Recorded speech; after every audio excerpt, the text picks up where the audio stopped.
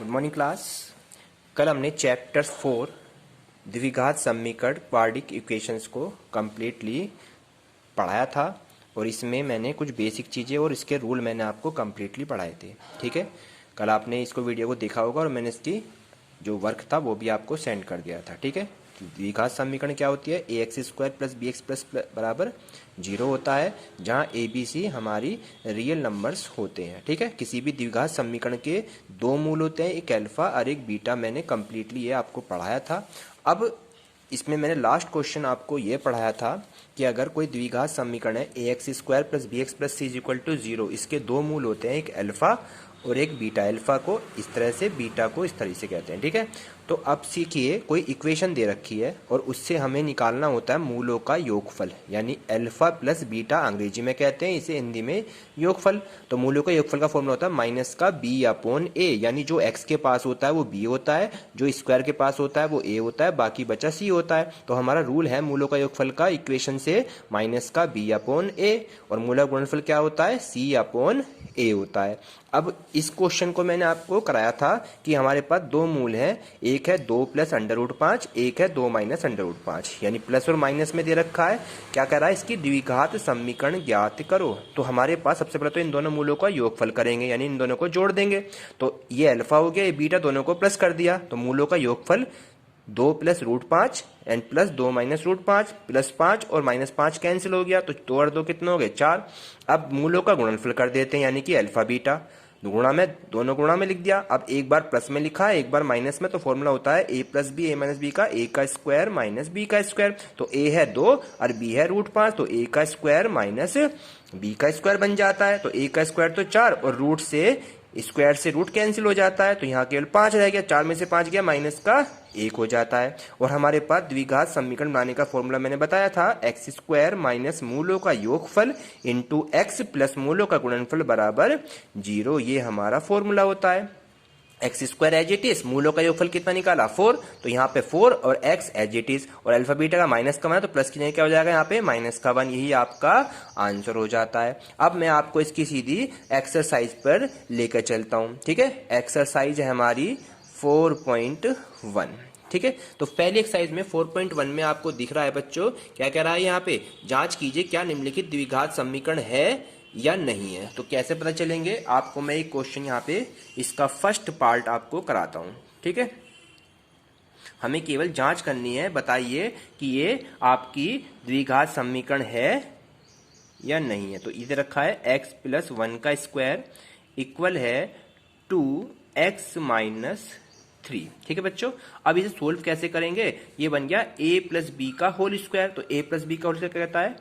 a का square plus B का square plus का 2ab, यानी कि 2x हो जाएगा। और 2 के अंदर मल्टीप्लीकेशन कर दीजिए, इधर 2 एकम 2x और 2 तिया 6 हो जाएगा। X square as it is ले लिया, 1 एज इट इज और 2x एज इट इज, और सबको नंबर्स को इधर ले आइए। 2x भी इधर आके माइनस का हो जाएगा और 6 इधर आके प्लस का, और इक्वल में कुछ नहीं बचता तो 0 रह जाती है। अब x square as it is रख लीजिए, 2x प्लस का 2x माइनस का कैंसिल आउट, और 1 और 6 कितने हो गए? प्लस के 7, और इक्वल में कुछ नहीं रहा। दैट इज आपकी ये चर पद में द्विघात, यानी दो समीकरण हो गई। चर पद माने x में ये दो घात है, इसलिए क्या है? ये एक द्विघात समीकरण है। क्या है ये? एक द्विघात समीकरण है। इस तरह से हमें इन क्वेश्चन को वेरीफाई करके बता देना है। तो इस तरह से क्वेश्चन हो गया। और भी एक क्वेश्चन ले लेते हैं, टिपिकल सा क्वेश्चन देखते हैं इसमें। चलिए इसका 7th पार्ट का देता हूं। ठीक है बच्चों, 7th में लिखा है इसका x प्लस 2 की होल क्यूब दे रखा है आपकी बार, और इक्वल में लिखा है यहाँ पर 2x ब्रैकेट में x स्क्वायर माइनस का 1। ये आपकी बुक्स में दिया हुआ है, अपनी बुक से सब देख लेंगे। ठीक है बच्चों, चलिए तो सबसे पहले a प्लस बी का होल क्यूब हमें पता होना चाहिए। ये हो गया a प्लस बी का होल क्यूब। क्या कहता है बच्चों? a की क्यूब यानी x की क्यूब प्लस b की क्यूब यानी कि 2 की cube, a cube plus b cube plus 3ab। 3 a है x और b कितना है 2, a cube plus B cube plus 3ab और ब्रैकेट में a प्लस बी, ये हमारा फॉर्मूला होता है। ठीक है बच्चों, अब नेक्स्ट वाला आ जाइए। नेक्स्ट वाले में अंदर मल्टीप्लिकेशन कर 2x की x स्क्वायर में करेंगे तो 2x की कितनी हो जाएगी क्यूब, एक x ये रहा, दो ये रहा, क्यूब हो गई और 2x बन जा 2x हो जाता है। 2x की 1 में करेंगे तो 2x ही हो जाता है। अब x की क्यूब एज इट इज लिख लीजिए, प्लस का साइन एज इट इज है। 2 की क्यूब कितनी होती है, 2 दूनी 4 दूनी 8 हो गया, यहाँ पे 3 दूनी 6x और ब्रैकेट में x plus 2 as it is है और ये इक्वल में भी अभी 2x की क्यूब माइनस का 2x भी ऐसे रख लीजिए। ठीक है बच्चों, चलिए अब स्टार्ट करते हैं। x की cube as it is 8 as it is and इस 6x की अंदर मल्टीप्लाई हो जाती है। 6x की x में करेंगे 6x स्क्वायर, 6x की 2 में करेंगे 6 2 जा 12x और बाकी एलिमेंट को सबको आप इधर लेकर आ जाइए, यानी कि 2x भी इधर आके कैसे हो जाएगा माइनस का, ठीक है, और 2x इधर आके कैसे हो जाएगा प्लस का और इक्वल में क्या रह गया ओनली 0 रह जाता है। सोल्व करेंगे x क्यूब में से 2x क्यूब गए तो माइनस के 1x क्यूब, फिर स्क्वायर पा जाइए, स्क्वायर वाला जस्ट अकेला है जैसी इसे ऐसी लिख दीजिए। फिर आपका x पा जाइए, x ये रहा, x ये रहा 12 और 2 प्लस के हो गए कितने हो गए 14x। अब नंबर्स पा जाइए, नंबर्स ओनली क्या रहा 8 और आखिर में कुछ भी नहीं बचता है। तो आपकी जो नंबर्स बची इक्वेशन x की cube 6x square 14x plus 8 equal to जो, तो क्या ये द्विघात समीकरण है, ये त्रिघात में आ रही है, इसलिए द्विघात समीकरण बच्चों नहीं है, द्विघात समीकरण नहीं है। ठीक है, इस तरह से आपको ये फर्स्ट पार्ट में 8th पार्ट है, 8 में से 2 पार्ट मैंने करा दिए हैं। ठीक है, अब नेक्स्ट पार्ट पे चलते हैं हम। सेकंड क्वेश्चन, बुक्स में सेकंड क्वेश्चन है, सेकंड के अंदर भी आपके 4th या 5th पार्ट दिए हुए हैं, देखते हैं वर्ड प्रॉब्लम के रूप में। तो देखिए यहाँ पे क्या लिखा है, निम्नलिखित स्थितियों को द्विघात समीकरण के रूप में निरूपित कीजिए, यानी केवल हमें इक्वेशन बनानी है। क्या बनानी है बच्चों, केवल हमें समीकरण बनानी है, इसको सोल्व नहीं करना है। और इक्वेशन कैसे बनाएंगे वर्ड प्रॉब्लम की, वो मैं आपको पहले सिखा भी चुका हूं और फिर देखते हैं। चलिए फर्स्ट क्वेश्चन है दूसरे का फर्स्ट क्वेश्चन। ठीक है, क्या कहता है क्वेश्चन में, एक आयताकार भूखंड का क्षेत्रफल 528 वर्ग मीटर है, क्षेत्रफल की लंबाई चौड़ाई के दुगने से 1 मीटर अधिक है।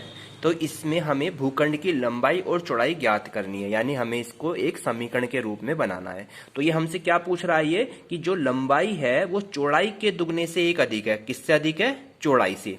तो हम क्या करेंगे, इसमें जिसके दुगने से बोल रहा है या जिसके भी किसी से ही बोल रहा है उसको ही मान लेते। तो मान लिया, माना, ठीक है, माना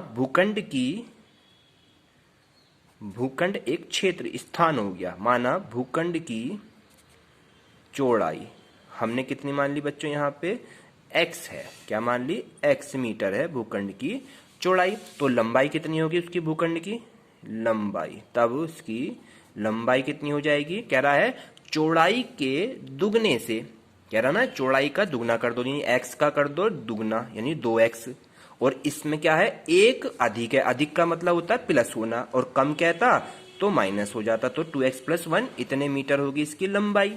अब वो कह रहा है कि भूखंड की लंबाई और चौड़ाई में इक्वेशन बनानी है। तो हमें पता है कि आयत का क्षेत्रफल होता क्या है, आयत का क्षेत्रफल का फॉर्मूला होता है लंबाई गुणा चौड़ाई, ये हमारा रूल होता है आयत के क्षेत्रफल का। ठीक है बच्चों, अब आयत का क्षेत्रफल तो हमें उसने दे रखा है कितना, 528 वर्ग मीटर दे रखा है, 528 वर्ग मीटर। तो यहाँ क्षेत्रफल की जगह कितने लिख देंगे बच्चों 528, और लंबाई हमने कितनी निकाली यहाँ पे 2x + 1, और चौड़ाई कितनी निकाली बच्चों यहाँ पे हमने x। अब इनकी मल्टीप्लाई करेंगे और जो इक्वेशन बनेगी वही हमारा आंसर हो जाएगा। चलिए 528 एज इट इज रखा, x की 2x में मल्टीप्लाई करेंगे तो 2x स्क्वायर हो जाता है, और x की 1 में करेंगे तो x से कम x हो जाता है। अभी से सीक्वेंस में पहले 2x स्क्वायर लिखा, फिर x लिखा, और 528 इधर आके बच्चों कैसा हो जाते हैं माइनस के, इक्वल में कुछ नहीं बचा 0। तो ये हमारी क्या बनेगी, इक्वेशन बन गई। यही हमें इक्वेशन बच्चों को क्या करनी थी, बनानी थी। इस तरह से हमारा आंसर आ जाता है। क्लियर हो गया बच्चों। अब देखिए इसका फर्स्ट का सेकंड का सेकंड पार्ट देखते हैं। क्या कह रहा है, दो क्रमागत धनात्मक पूर्णांकों का गुणनफल 306 है, हमें पूर्णांकों को ज्ञात करना है, यानी हमें इक्वेशन बनानी है सबके अंदर। ठीक है, तो सबसे पहले क्या लिखा है, दो क्रमागत धनात्मक पूर्णांक। धनात्मक पॉजिटिव होते हैं और क्रमागत कहते हैं जो क्रम से चले, क्रम से मीन्स जैसे 1 के बाद 2, 2 के बाद 3, 3 के बाद 4। लेकिन हम जब नंबर्स मान के चलते हैं तो लिख देते हैं माना दो क्रमागत संख्याएं, दो क्रमागत संख्याएं, फर्स्ट x होती है, इसके बाद जस्ट उसमें एक प्लस कर दो तो x+1, अगली कहता तो x+2, जस्ट अगली कहता x+3। इस तरीके से हमसे केवल ये 2 पूछ रहा है, तो 2 में पहला फर्स्ट x ही होती है, फिर x+1, x+2, x+3, x+4, इस तरह से ये सोन हम कहीं तक भी बोलता है उसको लिख सकते हैं। ठीक है, तो दो क्रमागत संख्याएं x, x+1 होगी, इन दोनों का कह रहा है गुणनफल, यानी इन दोनों ही गुणा कर दीजिए। प्रश्नानुसार इन दोनों की गुणा, x की x+1 से गुणनफल, वो कितनी बन जाती है आपकी 306 हो जाती है। अब मल्टीप्लाई कर दो, x की x में करेंगे x², x की 1 में करेंगे x एकम x, और ये 306 इधर आके बच्चों क्या हो जाएगा माइनस का, तो आपकी ये सेकंड इक्वेशन बन के रेडी हो जाती है। इस तरह से हम सेकंड क्वेश्चन कर लेते हैं इसका। समझ में बच्चों आपके। अब हम नेक्स्ट क्वेश्चन चलते हैं। चलिए इसका थर्ड क्वेश्चन देख लेते हैं। थर्ड क्वेश्चन में क्या करा, इसी में एक्सरसाइज में 4.1 में आपके केवल 2 ही तक क्वेश्चन है, देखते हैं कितने होते हैं। ठीक है, चलिए थर्ड क्वेश्चन कह रहा है यहाँ पे, रोहन की माँ उससे 26 वर्ष बड़ी है। किससे बड़ी है, रोहन से। जो रोहन की माँ है रोहन से 26 वर्ष बड़ी है, उसकी आयु का गुणनफल अब से 3 वर्ष पश्चात 360 हो जाएगा, तो हमें रोहन की वर्तमान आयु ज्ञात करनी है। ठीक है बच्चों, सबसे पहले देखिए रोहन की माँ उससे 26 वर्ष बड़ी है, किससे, रोहन से, तो हमें किसकी उम्र माननी पड़ेगी यहाँ पे, रोहन की। किसकी माननी पड़ेगी बच्चों, रोहन की उम्र मान लीजिए कितनी, रोहन की उम्र है x वर्ष। माना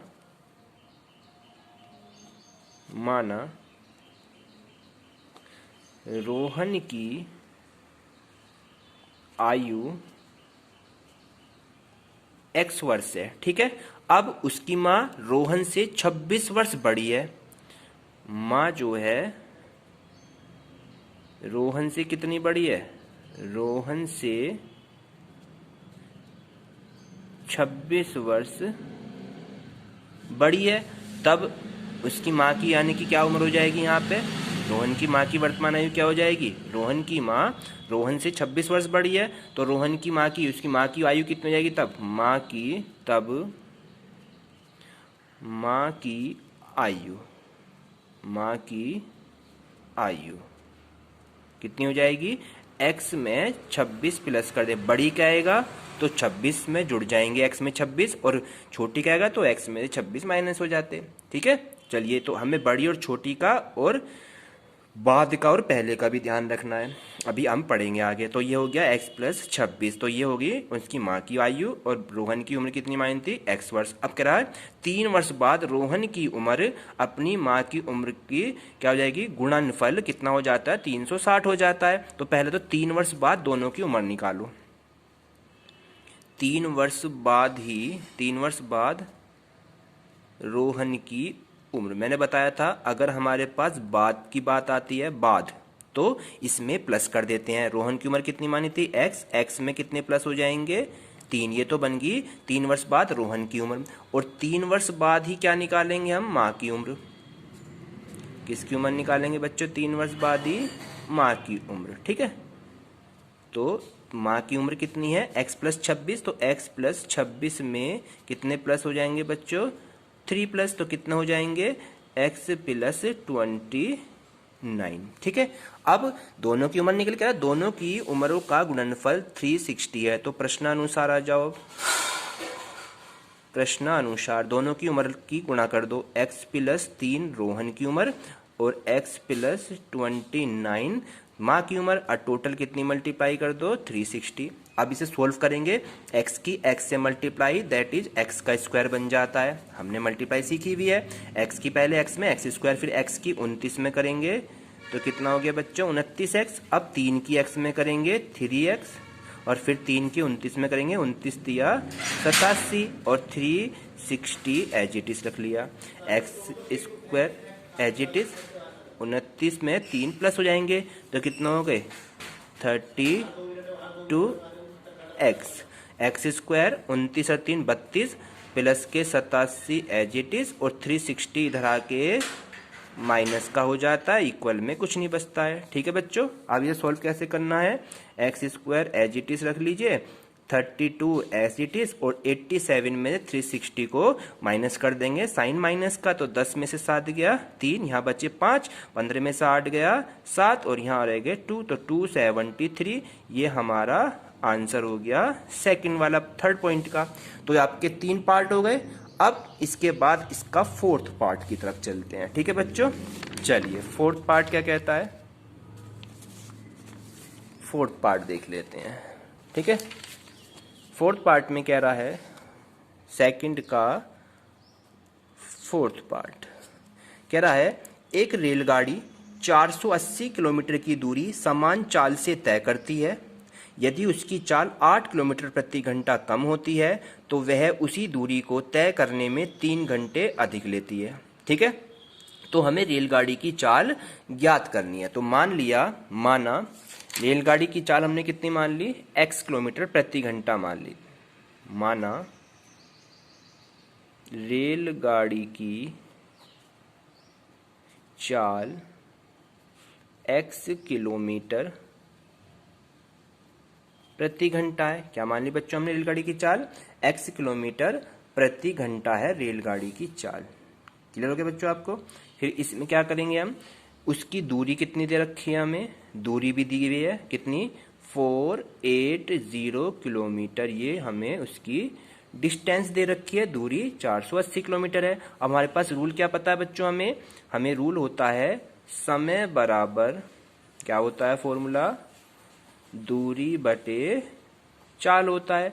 दूरी कितनी है हमारे पास 480, एंड चाल कितनी है x मानी हुई। ये है तब जब स्टार्टिंग में हमें 480 किलोमीटर चलने में समय लग रहा है, तब तो आया इतने आवर, इतने घंटे हो गए। ठीक है, क्लियर हो गया। यहाँ पे जब वो रेलगाड़ी कितनी चलती है 480 किलोमीटर की दूरी चल रही है, रेलगाड़ी को इतना हो गया। अब रेलगाड़ी की चाल अब की बार कितनी हो जाती है, चेंज हो जाती है, 8 किलोमीटर प्रति घंटा कम हो जाती है।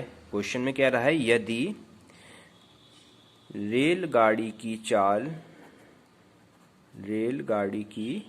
चाल 8 किलोमीटर प्रति घंटा कम होती, अर्थात चाल में कितनी हो जाती, चाल जो मानी है उसमें से 8 कम का मतलब माइनस हो जाती है, तो चाल कितनी हो जाती है उसकी x माइनस 8 किलोमीटर प्रति घंटा हो जाती है। और दूरी आपकी कितनी रहेगी 480 रहेगी इसमें भी, तो इसमें लगा समय कितना हो जाएगा 480 किलोमीटर में लगा समय बराबर क्या है, दूरी बटे चाल। तो दूरी अब की बार कितनी आई हमारे पास बच्चों 480, तो दूरी ही है, लेकिन चाल कितनी हो गई x माइनस 8 हो जाती है। ये आपका दूसरा हो गया। इतने घंटे समझ में आई बच्चों आपके, दोनों का समय निकल गया। अब दोनों के समय के बाद वो कुछ और कंडीशन कह रहा था कि दोनों के जब समय लग जाता है तो दोनों के समय को वही उसी दूरी को तय करने में 3 घंटा अधिक लेती है। 3 घंटा का अधिक का मतलब है कि जो फर्स्ट वाली चाल है वो दूसरी वाली से कितनी ले रही है 3 घंटा अधिक समय लेती है। प्रश्नानुसार, ठीक है, प्रश्न के अनुसार भी हम इसे लिख सकते हैं, या प्रश्नानुसार। ठीक है बच्चों, अब कैसे करेंगे इसे, जो पहली वाली चाल है 480 बटे में x माइनस 8, ये जो चाल है पहली वाली चाल से 480 अपॉन x से कितना अधिक है बच्चों 3 अधिक है। ये तो बोल रहा था वो आपसे, 4x वाले को x के पास ले आते हैं, यानी कि 480 अपॉन में x माइनस 8, इधर आके ये वाली वैल्यू माइनस की हो जाएगी और आपका 3 एज इट इज है। अब ऊपर से 480 आपका कॉमन आ रहा है, तो 480 को आप कॉमन ले लीजिए। यहाँ रह गया 1 अपॉन एक्स माइनस 8, यहाँ पे रह गया 1 अपॉन एक्स और इक्वल 3 एज इट इज है वाला। ठीक है बच्चों, अब सोल्व कैसे करते हैं, 480 एज इट इज है और इसको सोल्व कर लीजिए। एलसीएम लेंगे, एलसीएम कितना आएगा इसका, x माइनस 8 और x, ये इसका एलसीएम हो जाएगा। इसकी क्रॉस इधर हो जाती है, इसकी क्रॉस इधर, तो x की 1 में और इधर क्रॉस करेंगे तो इस माइनस से इसके साइन चेंज हो जाते हैं और इक्वल में 3 एज इट इज है। ऊपर आपका 480 तो एज इट इज है और x से प्लस और माइनस कैंसिल, यहाँ पे कितना रह गया आपका 8 और नीचे x की इसमें मल्टीप्लाई कर दें, x की x में करेंगे बच्चों x स्क्वायर और 8 की x में 8x और इक्वल में 3 एज इट इज है। ठीक है बच्चों, अब इसी क्रॉस मल्टीप्लाई ये इधर और 3 इधर ले आएंगे तो ये हो जाएगा 480 मल्टीप्लाई ऑफ 8 और 3 यहाँ अपॉन में और ये आ गया इधर x स्क्वायर माइनस का 8x। 3 से अगर ये डिवाइड होता है तो 3 से इसको डिवाइड कर देते हैं। कैसे करेंगे, 3 1 जा 3 डिवाइड हो जाएगा ये आपका, 3 1 जा 3, 1 बचा, 18 हो गए, 3 6 जा 18 और 0 एज इट इज, तो यहाँ हो गया 160 मल्टीप्लाई ऑफ 8 और यहाँ पे एक्स स्क्वायर माइनस का 8x एज इट इज। ठीक, और 160 की 8 से मल्टीप्लाई कर दो, 800 और 8 की 8 6 जा 8 6 48 का 8 बचे 4, 8 एकम 8 4 12, 1280 हो गया और x square minus 8x as it is हो गया। अब इक्वेंस में कैसे लिखेंगे, फर्स्ट एक्स स्क्वायर लिखते हैं माइनस 8x लिखते हैं और इधर आके ये माइनस का हो गया 1280 और इक्वल में कुछ नहीं रहा 0, तो ये आपकी क्या बच्चों इक्वेशन बन के रेडी हो जाती है। ये था आपका इस तरह से क्वेश्चन। ठीक है, तो आपके ये चारों पार्ट मैंने इसमें 4.1 के कंप्लीट करा दिए हैं। ठीक है, कल मैं आपको नेक्स्ट एक्सरसाइज 4.2 इसकी कराऊंगा, इनको अपनी नोटबुक में करेंगे। Thank you.